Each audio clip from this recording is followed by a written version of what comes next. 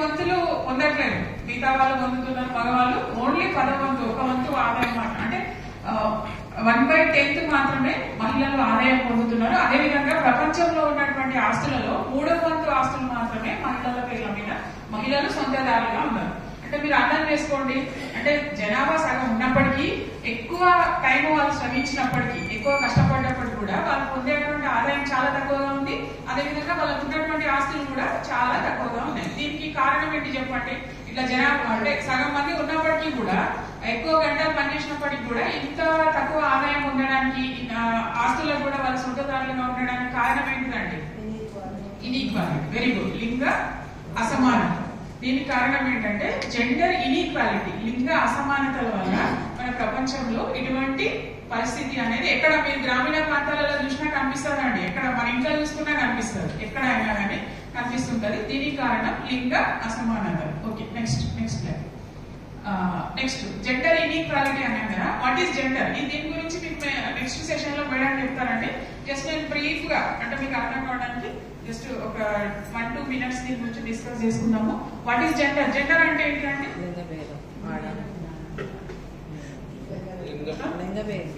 Gender అంటే లింగం. Okay, gender sex ఒకటేనా? అంటే ఏంటి జెండర్ అంటే ఏంటి మీకు తెలిసింది చెప్పండి. అక్కడ ఫొటోస్ చూసానా చెప్పండి. ఆడవేరు మగవేరు. జెండర్ ఈక్వాలిటీ అంటే ఇద్దరు కలిసి సమానంగా ఉండాలనేది.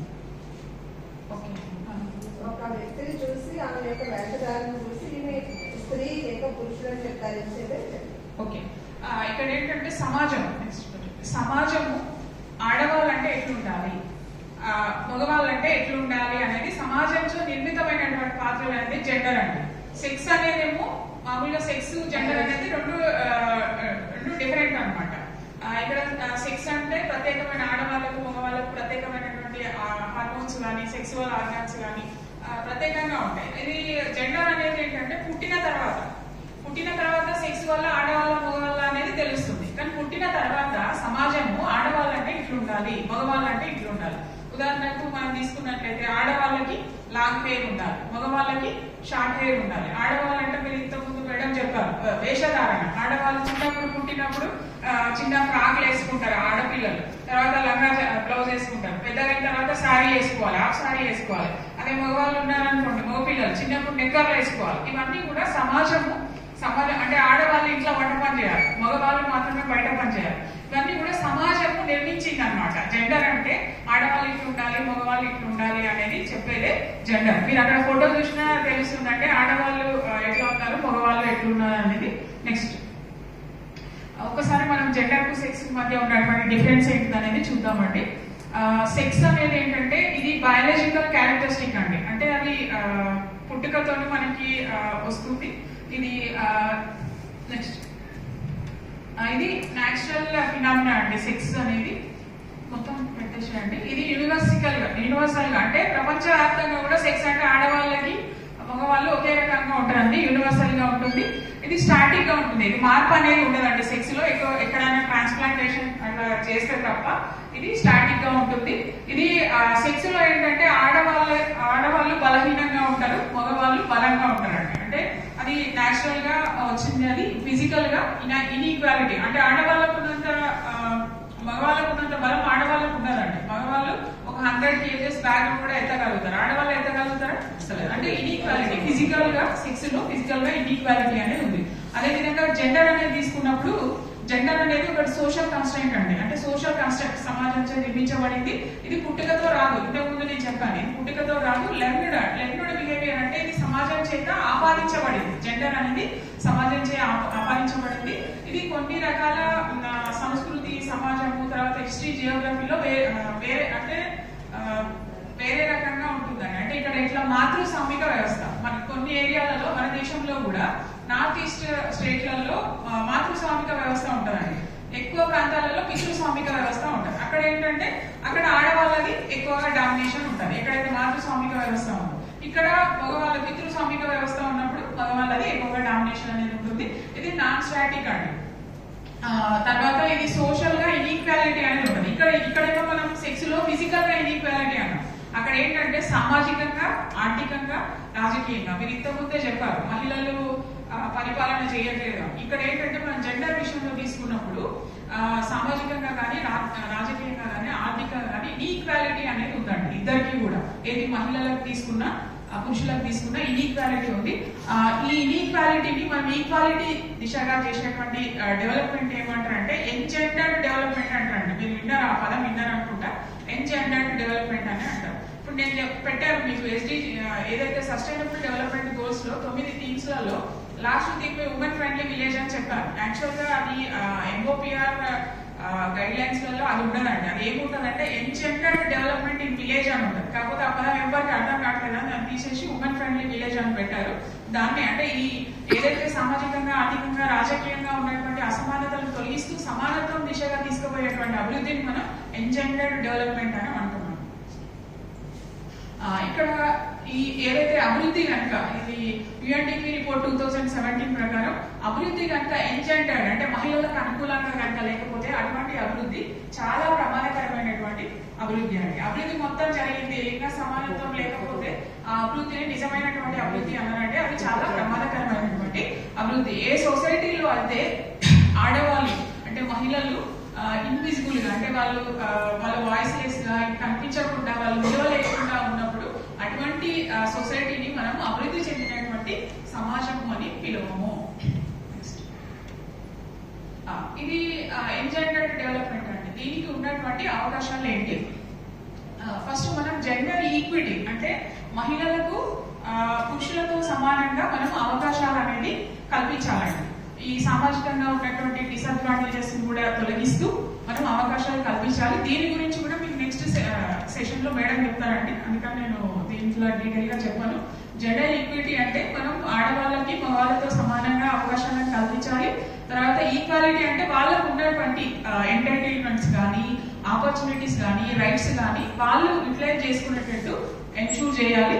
దాని ద్వారా ఏంటంటే వాళ్ళకు ఉన్నటువంటి హక్కులు కానీ ఇవన్నీ వాళ్ళు అవకాశాలన్నీ వాళ్ళు ఉపయోగించుకున్నప్పుడు ఆటోమేటిక్ గా గ్యాప్ అనేది రెడ్యూస్ అవుతుందండి. ఏదైతే ఇద్దరి మధ్య జెండర్ గ్యాప్ ఏదైతే ఉందో మనకి చదువు విషయంలో కానివ్వండి, హెల్త్ విషయంలో కానివ్వండి, న్యూట్రిషన్ దాంట్లో కానివ్వండి, ఆపర్చునిటీస్ విషయంలో కానివ్వండి, అన్నిట్లలో కూడా మనకి ఈ గ్యాప్ అనేది రెడ్యూస్ అవుతుంది. రెడ్యూస్ అయినప్పుడు ఏమవుతుందండి ఆటోమేటిక్ గా జెండర్ ఈక్వాలిటీ అనేది వస్తుంది. గ్యాప్స్ రెడ్యూస్ అయినప్పుడు లింగ సమానత్వం అనేది వస్తుంది. నెక్స్ట్ ఈ ఎన్జెండర్డ్ డెవలప్మెంట్ ఉన్నటువంటి అవకాశాలు ఏంటి అనేది మనం ఒకసారి అంటే మన ప్రస్తుతం ఎలాంటి అవకాశాలు ఉన్నాయి. మనం రాజ్యాంగం మనందరికీ కూడా తెలుసు, రాజ్యాంగం మనకి 1950 జనవరి 26 అమల్లోకి వచ్చింది. రాజ్యాంగంలో కూడా జెండర్ ఈక్వాలిటీ అంటే జెండర్ ఈక్వాలిటీ అనేది ఇప్పుడు ఏదో కొత్త పదం కాదండి. అది రాజ్యాంగంలో కూడా జెండర్ ఈక్వాలిటీ లింగ సమానత్వాన్ని కోర్ ఆబ్జెక్టివ్ గా తీసుకోవడం అనేది జరిగిందండి. మీరందరూ కూడా మీకు ప్రాథమిక హక్కులు ఆదేశిక సూత్రాలు అన్ని కూడా మీకు తెలుసు. దీంట్లో ఆర్టికల్ 14 ఏంటిదండి? రైట్ టు ఈక్వాలిటీ, సమానత్వం హక్కు. అందరూ కూడా సమానులే, ఆడవాళ్ళు మగవాళ్ళు అందరూ సమానం. ఆర్టికల్ 15 అనేది ఏంటంటే కులము, మతము, ప్రాంతము, లింగము, జెండర్ ఆధారంగా డిస్క్రిమినేషన్ అనేది ఉండకూడదు, వివక్ష అనేది ఉండకూడదు. కులం అంటే జెండర్ ఆధారంగా ఆడవాళ్ళు మగవాళ్ళు అనేది వివక్ష అనేది ఉండకూడదు. అదేవిధంగా ఆర్టికల్ 15(3) దీంట్లో ఏంటంటే మహిళలు మరియు పిల్లల అభివృద్ధి కోసం ప్రత్యేకమైనటువంటి సౌకర్యాలు కల్పించాలి అనేది ఆర్టికల్ 15(3). అదేవిధంగా ఆర్టికల్ 16 ప్రభుత్వ ఉద్యోగాలలో మహిళలకు మరియు పురుషులకు సమానమైనటువంటి అవకాశాలు. ఆర్టికల్ 21 ఇది రైట్ టు ఫ్రీడమ్ అండి, స్వేచ్ఛ హక్కు, మీ అందరికీ కూడా తెలుసు. ఆర్టికల్ 21A అనేది ఏంటంటే ఇది తర్వాత అమెండ్మెంట్ ద్వారా వచ్చింది, విద్యా హక్కు. మనకి కులం, మతం, ప్రాంతం, లింగం అనేటువంటి భేదం లేకుండా 6 నుంచి 14 సంవత్సరాల మధ్య ఉన్నటువంటి పిల్లలందరికీ కూడా ఉచిత నిర్బంధ ప్రాథమిక విద్య. దాని తర్వాత ఇవన్నీ కూడా ప్రాథమిక హక్కులు అండి. తర్వాత ఆదేశిక సూత్రాలలో 39A లో ఏముంటదంటే దేశంలో ఉన్నటువంటి పౌరులందరికీ కూడా స్త్రీ పురుషులు అనే తేడా లేకుండా లైవ్లీహుడ్ జీవనోపాధులలో సమానమైనటువంటి అవకాశాలు కల్పించాలనేది 39A. 39D ఏంటంటే సమాన పనికి సమాన వేతనం ఇస్తున్నారా అండి? ఇప్పుడు 75 సంవత్సరాలైంది రాజ్యాంగంలో పెట్టి, ఇప్పటి వరకు మహిళలకు పురుషులకు ఒకే రకమైనటువంటి వేతనాలు ఇస్తున్నారా?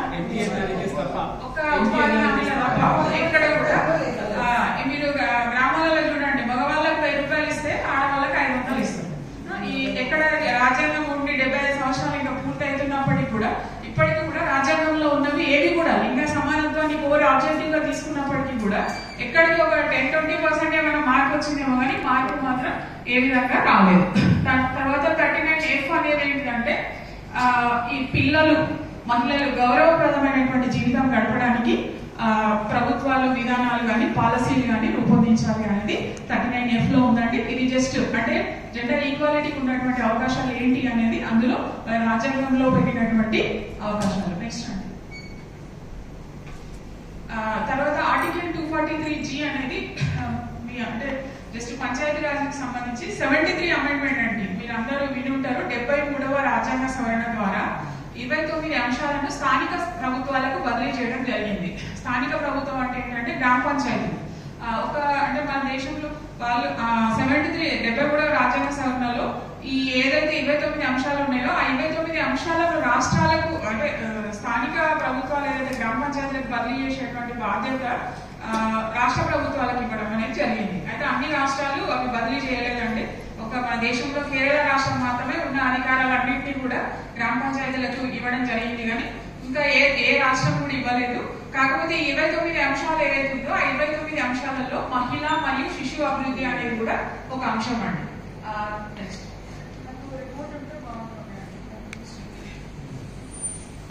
మండల పరిషత్తులు, జిల్లా పరిషత్తులు, ఎంపీటీసీలు కానివ్వండి, జడ్పీటీసీలు కానివ్వండి, జడ్పీ చైర్పర్సన్ కానివ్వండి, మండల పరిషత్ ప్రెసిడెంట్ కానివ్వండి, గ్రామ పంచాయతీ సర్పంచ్లు కానివ్వండి, వార్డు మెంబర్లు కానివ్వండి, అన్నిట్లలో కూడా 50% రిజర్వేషన్ ఇవ్వడం జరిగిందంటే మన తెలంగాణ రాష్ట్రంలో కూడా 2018లో మన తెలంగాణ రాష్ట్రం ఏర్పడిన తర్వాత కొత్త చట్టం వచ్చింది, తెలంగాణ రాష్ట్ర పంచాయతీరాజ్ చట్టం 2018. ఆ 2018 ద్వారా అంతకుముందు ఉన్నటువంటి 33% రిజర్వేషన్లు 50% పెంచడం అనేది జరిగింది.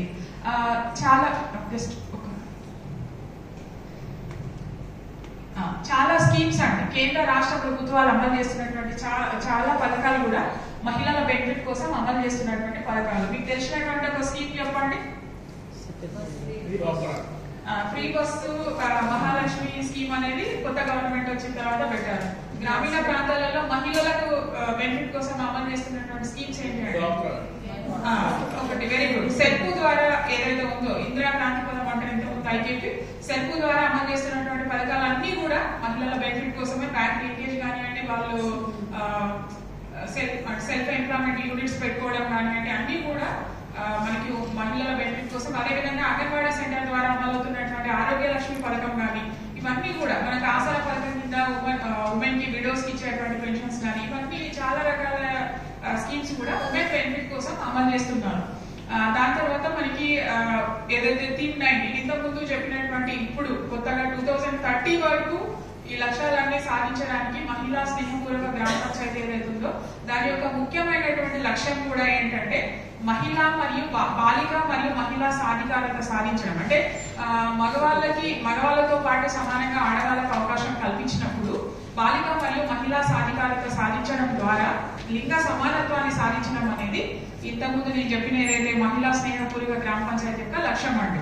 ఆ లక్ష్యం దిశగా మనం ప్రయత్నిస్తే ఇవన్నీ కూడా మీ యాక్టివిటీ కూడా దీనికి రిలవెంట్ గానే ఉంటుందండి 100%. నెక్స్ట్ ఇక్కడ నేను ఇంతకుముందే చెప్పాను 17 గోల్స్ ఉన్నాయని. ఆ 17 గోల్స్ లో కూడా ప్రతి థీమ్ కూడా మల్టిపుల్ గోల్స్ తోటి లింక్ అయి ఉంటదండి. ఇందులో ఇది కూడా ఈ థీమ్ అనేది 7 గోల్స్ తోటి లింక్ అయి ఉంటది. ఫస్ట్ వచ్చేసి నో పావర్టీ, రెండోది జీరో హంగర్, మూడోది good health and well being, నాలుగోది clean water and quality education, ఐదోది gender equality and women empowerment, ఆరోది క్లీన్ వాటర్ అండ్ శానిటేషన్, ఏడోది decent work and economic growth.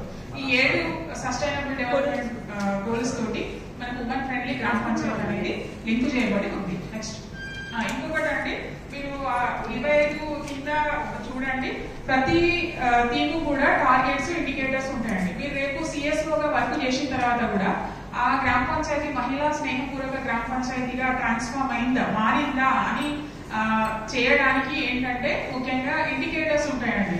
ఆ ఇండికేటర్స్ కూడా మీరు దీంట్లో లాస్ట్ లో ఉన్నాయి. మీరు ఒకసారి మీరు ఏదైతే గ్రామ పంచాయతీ తీసుకుంటున్నారో ఆ గ్రామ పంచాయతీలో ఆ ఇండికేటర్స్ మీరు ఒక బేసిక్ డేటా తయారు చేసుకోవాలి. బేస్ లైన్ డేటా అంటే ఇప్పుడు ఎట్లున్నాయి, మీరు వర్క్ చేసిన తర్వాత ఎట్లున్నాయి, అవి చేంజ్. మీరు 3 years ప్రాజెక్ట్ అంటున్నారు కదా, మీరు 1 year కు మీరు తీసుకున్నప్పుడు ఆ డేటా కనుక చేంజ్ అయినట్లయితే మీకు ఆ గ్రామ పంచాయతీని ఉమెన్ ఫ్రెండ్లీ గ్రామ పంచాయతీగా మార్చినట్టు ప్రూఫ్ అనేది వస్తుందండి. అంటే మీరు ఊరికనే వర్క్ చేసినట్టు కాకుండా దానికి ఈ ఉమెన్ ఫ్రెండ్లీ గ్రామ పంచాయతీకి ఇండికేటర్స్ అనేవి ఉన్నాయి. టార్గెట్స్ అనేవి 25 టార్గెట్స్ ఉన్నాయి. ఇండికేటర్స్ అనేది 52 ఇండికేటర్స్ ఉన్నాయండి. అవి మనం లాస్ట్ లో చూద్దాం ఏం ఇండికేటర్స్ అనేది. నెక్స్ట్ ఇది నెక్స్ట్ అండి. ఇది నేను ఇంతకుముందు ఈ టీవీ యొక్క విజన్ ఏంటంటే ఈక్వల్ గా అవకాశాలు వాళ్ళకి మహిళలకు మగవాళ్ళతో సమానంగా అవకాశాలను కల్పించడం ద్వారా బాలిక మరియు మహిళా సాధికారత సాధించినప్పుడు లింగ సమానత్వాన్ని సాధించడం అనేది ఈ టీవీ యొక్క విజన్ అండి. లింగ సమానత్వాన్ని సాధించాలంటే ముఖ్యంగా ఎంపవర్మెంట్, గర్ల్ ఎంపవర్మెంట్, అదేవిధంగా ఉమెన్ ఎంపవర్మెంట్ అయినప్పుడు మాత్రమే మనకు జెండర్ ఈక్వాలిటీ అనేది సాధించగలుగుతాం. ఇక్కడ ఒకటి ఏంటంటే ఇది మీరు రెస్పాండ్ అయ్యి చెప్పాలండి. నేను ఇప్పుడు ఏదో పిపిటీ చూసుకుంటూ కాదు. గ్రామీణ ప్రాంతాల్లో మీరందరూ గ్రామీణ ప్రాంతాల నుంచి వచ్చేది కదా, గ్రామీణ ప్రాంతాలలో ఎలాంటి అసమానతలు ఉన్నాయండి ఆడవాళ్ళకి మగవాళ్ళకి? ఆడవాళ్ళు వంట చేయాలి, మగవాళ్ళు తినాలి.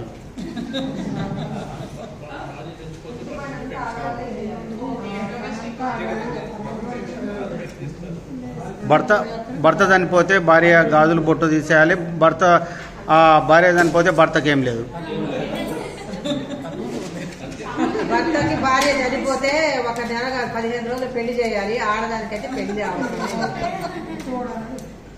అంటే మేడం ఆడపిల్లలకు ముందు మన ఇళ్లలో నుండే ఆడపిల్లలకు అసమానత అనేది చేస్తుంది. ఎందుకంటే ఆడపిల్ల కాబట్టి నువ్వు పని చేయాలి. ఆడపిల్ల కడుపులో ఉన్న అప్పటి నుండే వాళ్ళకు ఆపరేషన్ చేయించాలి, లేకపోతే బాబే ఉండాలి అనేది ఎక్కువ గ్రామాలలో చేస్తారు. చదువు కూడా తక్కువ చదువుకోవాలి, మళ్ళీ బయటకు వెళ్ళొద్దు పిల్లలు కాబట్టి. ఇదంతా కూడా మీరు ఇంటరాక్ట్ కావాలి, మీరు చెప్పాలి. మీరు ఇప్పుడే లంచ్ చేసినట్టున్నారు, ఏమైనా నిద్ర వస్తున్నట్టుంటే ఒక 5 నిమిషాలు బయట వాక్ చేసినండి. నేను 6 కేటగిరీస్ చేశానండి గ్రామీణ ప్రాంతాలలో. మీరు చెప్పారు అందరూ, కాకపోతే అందరి దగ్గర తీసుకునేసరికి టైం అంతా వేస్ట్ అవుతుంది కాబట్టి నేను 6 రకాల అసమానతలు గ్రామీణ ప్రాంతాలలో ఉన్నాయి మేజర్ గా. వాటిలలో ఏమొస్తాయి అనేది మీరు చెప్పండి. ఇప్పుడు గ్రామీణ ప్రాంతాలలో ఉన్నటువంటి మహిళలు కానీ ఆడపిల్లలు కానీ డిస్క్రిమినేషన్ అండి, తెలుగులో వివక్షకు గురి అవుతున్నారా లేదా? ఒకటి. రెండోది ఏంటంటే గ్రామీణ ప్రాంతాలలో ఉన్నటువంటి ఆడపిల్లల పైన మహిళల పైన హింస అనేది జరుగుతుంది, వయలెన్స్ జరుగుతుందా లేదా? తెలుగులో రాస్తే ఓకే కదా? మూడోది ఏంటంటే గ్రామీణ ప్రాంతాలలో ఉన్నటువంటి ఆడపిల్లల పైన మహిళల పైన సామాజిక దురాచారం, సోషల్ ఈవిల్స్ అనేవి ఎక్కువగా మహిళలు ఆడపిల్లల పైననే జరుగుతుంది.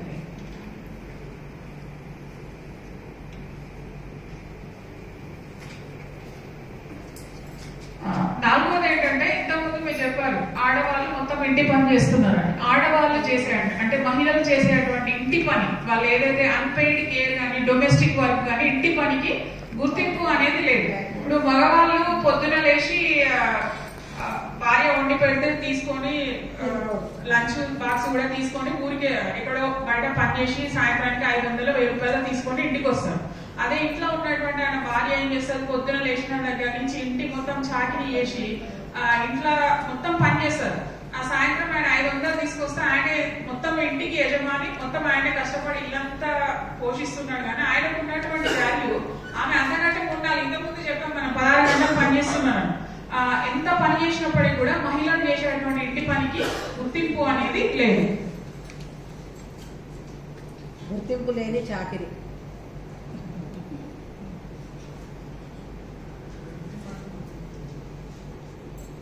ఇంకోటి నెక్స్ట్ ఏంటంటే మహిళలకు సామాజిక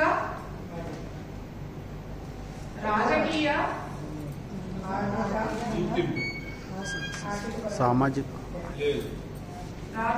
సాధికారత లేదు, ఇంకా ఆర్థిక భాగస్వామ్యం లేదు.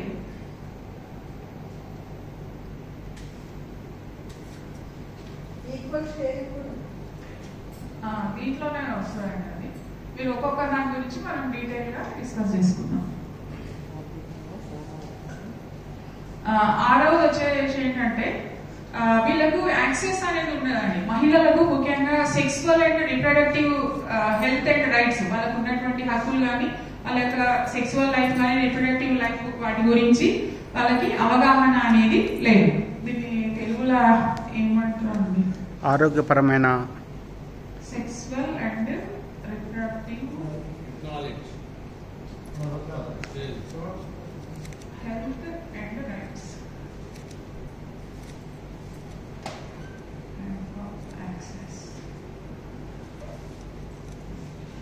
ఈ 6 రకాలుగా ఇంకా ఉన్నాయండి. ఇవే ఉన్నాయి కదా. అంటే ఇందులోనే మీరు అనుకునే అన్ని కూడా ఈ కేటగిరీలోనే వస్తాయండి. మొత్తం అయిపోయిన తర్వాత ఇంకేమైనా కవర్ కాకపోతే మీరు చెప్పవచ్చు. ఇక్కడ ఫస్ట్ మనం వివక్ష తీసుకుందామండి. డిస్క్రిమినేషన్ అనేది ఇంతకుముందు మేడం చెప్పారు. ఆడపిల్లలు కానీ అంటే మహిళలకు పుట్టినప్పటి నుంచి, అంటే పుట్టినప్పుడే కాదండి, తల్లి గర్భంలో ఉన్నప్పటి నుంచి, మదర్స్ ఊపు నుంచే డిస్క్రిమినేషన్ వివక్ష అనేది స్టార్ట్ అవుతుంది. ఇట్లా జెండర్ బేస్డ్ సెక్స్ సెలెక్షన్ అంటారండి. మనందరికీ కూడా తెలుసు, చాలా మంది ఆడపిల్లలు అంటే కడుపులో ఉన్నప్పుడే, తల్లి గర్భంలో ఉన్నప్పుడే ఆడపిల్ల అని అంటే స్కానింగ్ చేయించుకొని అబార్షన్ చేయించుకునేటువంటి సందర్భాలు ఇప్పుడు కూడా, అంటే మనం అనుకుంటాము ఎక్కడో సిటీలలో ఉన్నాము, మన చుట్టుపక్కల జరగట్లేదు అనుకుంటాం. అంటే మేము చాలా ట్రైనింగ్స్ ఇస్తుంటాం కదండి. మేము లాస్ట్ ఒక 4-5 months బ్యాక్ సర్పంచెస్ పీరియడ్ ఉన్నప్పుడు, లాస్ట్ ఫిబ్రవరి కంటే ముందు మేము ఒక మాల్న్యూట్రిషన్ ఫ్రీ గ్రామ పంచాయతీ దాని మీద కొంతమంది ట్రైబల్ హ్యాబిటేషన్ లో ఉన్నటువంటి సర్పంచ్లకు ట్రైనింగ్ ఇవ్వడం జరిగింది. వాళ్ళతో డిస్కస్ చేస్తున్నప్పుడు వాళ్ళు చెప్పింది ఏంటంటే ఈ జెండర్ బేస్డ్ సెక్స్ సెలెక్షన్ గురించి.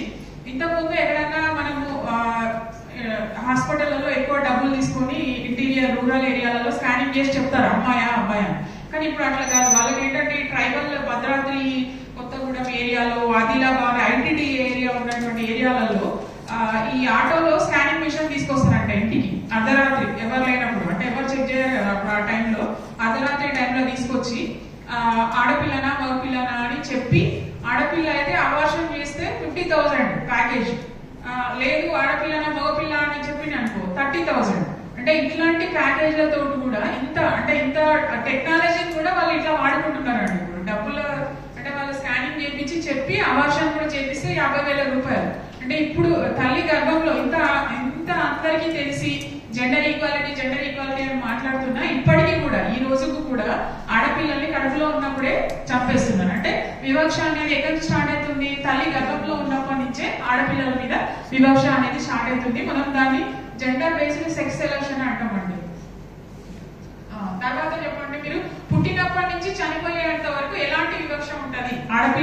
పుట్టిన ఆడపిల్లల నుంచి చనిపోయేటువంటి వృద్ధ మహిళ వరకు ఎలాంటి వివక్ష ఉంటుంది అనేది మీరు ఒకసారి చెప్పండి. తర్వాత ఇప్పుడు ఫస్ట్ కడుపులో ఉన్నప్పుడు, తల్లి గర్భంలో ఉన్నప్పుడు ఇది అండి. తర్వాత పుట్టిన తర్వాత, ఫస్ట్ పుట్టిన తర్వాత చెప్పండి. అందరికీ స్కానింగ్ చేయించుకునే ఆపర్చునిటీ ఉంటది కదండి. చాలా మంది స్కానింగ్ చేయించుకోరు. వాళ్ళకి ఫస్ట్ ప్రెగ్నెన్సీ ఉంటది. డెలివరీ కాగానే ఆడపిల్ల పుడితే చాలా మంది అత్తమామలు భర్తలు అలిగిపోయిన సందర్భాలు ఉంటాయండి. వాళ్ళ తల్లి వాళ్ళ ఇంటి మీద వదిలేసి వెళ్తారు. ఆడపిల్ల పుట్టింది, వాళ్ళ ఇంటికి వారసుడు ఉండాలి, ఆడపిల్ల పుట్టింది అదిష్టం. అది ఫస్ట్ కాన్పు అయితే కొంచెం అన్నా ఉంటారు. కానీ ఇక సెకండ్ కాన్పులో 2 ఆడపిల్లలు పుట్టిన అనుకోండి, కట్నం ఎక్కువ ఇయ్యమను 1 లక్ష రూపాయలు. రీసెంట్ గా మా ఇంట్లో పని అమ్మాయి ఉందండి, ఆమెకు కూతురు పుట్టింది. ఫస్ట్ టైమే పుడితే వాళ్ళ అత్తగారు వాళ్ళు ఫస్ట్ ఈమెకు 30,000 కట్నం ఇచ్చిరంట ఫస్ట్ పెళ్ళప్పుడు. అయితే నీకు ఆడపిల్ల పుట్టింది కాబట్టి 1 లక్ష రూపాయలు కట్నం ఇస్తానే, ఎందుకంటే ఇప్పుడు ఆ 1 లక్ష రూపాయలు తీసుకొచ్చి ఫిక్స్డ్ డిపాజిట్ చేస్తే అమ్మాయి పెళ్లి అయ్యే వరకు కట్నం అవుతుంది, మేము ఎక్కడ కట్నం తెచ్చి పెళ్లి చేస్తాము, ఇస్తేనే తీసుకుపోతాం అని చెప్పారంట. అంటే డిస్క్రిమినేషన్ అనేది ఆడపిల్ల పుట్టిన తర్వాత, ఇలాంటి పుట్టిన ఆడపిల్ల పుడితే కూడా డిస్క్రిమినేషన్ అనేది ఉందండి. తర్వాత పుట్టిన తర్వాత ఇంకేముంటదండి డిస్క్రిమినేషన్?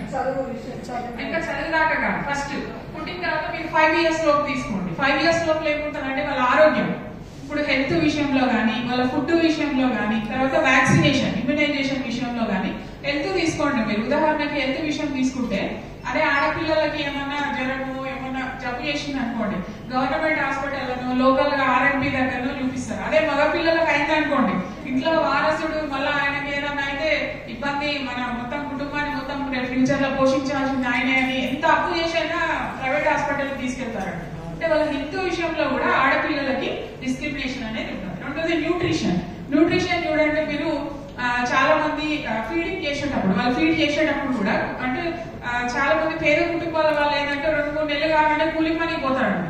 ఇప్పుడు మనలాగా వాళ్ళు మొత్తం ఇంట్లో ఉండి పిల్లల్ని 1 year వరకు ఫీడ్ చేస్తూ ఉంటారు. ఒక 2 నెలలు 3 నెలలు కాగానే కూలి పనికి వెళ్తుంటారు. వెళ్ళేటప్పుడు అదే మగ పిల్లలు ఉన్నారనుకోండి, వాళ్ళు ఏం చేస్తారంటే కూలి పనికి పోయినా కానీ మధ్యాహ్నం వచ్చి ఫీడ్ చేసుకోవడము, సాయంత్రం 2-3 గంటలకు ఒకసారి వచ్చి వాళ్ళు ఫీడ్ చేస్తారు.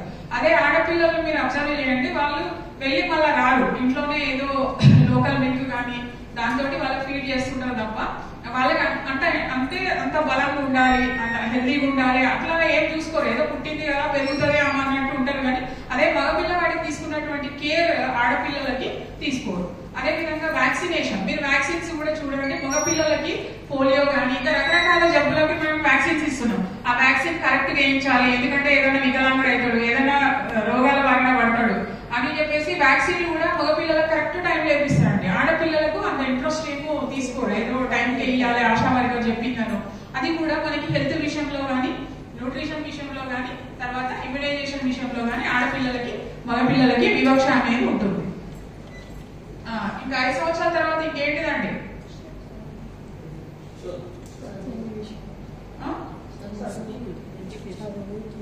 చెప్పాలి మీరు, అంటే నేనే చెప్తున్నా.